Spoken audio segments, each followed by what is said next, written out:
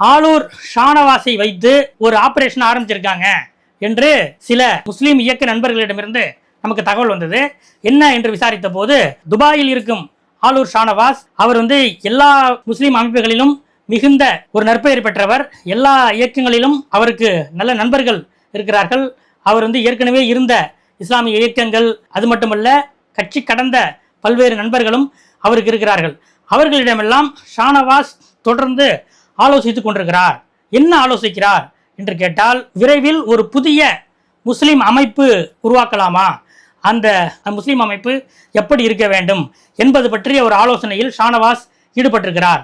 இந்த ஆலோசனையில் இப்போது முஸ்லீம் லீக் இருக்கிறதல்லவா, அந்த முஸ்லீம் லீக் கட்சியிலே இருக்கக்கூடிய முக்கியமான சில நிர்வாகிகளும் இந்த ஆலோசனையில் அவரோடு பங்கு பெற்றிருக்கிறார்கள். இன்னும் சொல்ல போனால் முஸ்லீம் லீக் இப்போது 2 சட்டமன்ற உறுப்பினர்களை பெற்றிருக்கிறது. தஞ்சை மாவட்டம் பாபநாசம் சட்டமன்ற தொகுதியிலிருந்து ஷாஜகான் வெற்றி பெற்றார். அவர் இப்ப அமைச்சராக இருக்கிறார். இன்னொருத்தர் வாணியம்பாடியில சையத் ஃபாரூக் பாஷா. இதுல அமைச்சர் பதவி கிடைக்காத இந்த சையத் ஃபாரூக் பாஷாவிடமும் ஆலூர் ஷானவாஸ் இது சம்பந்தமாக ஆலோசனை நடத்தியிருக்கிறார் என்று சொல்கிறார்கள். இது மட்டுமல்ல, வெவ்வேறு முஸ்லிம் அமைப்புகளைச் சேர்ந்த பல்வேறு நண்பர்களிடமும் ஆலூர் ஷானவாஸ் துபாயிலிருந்து முக்கியமான ஆலோசனை நடத்தி கொண்டிருக்கிறார்.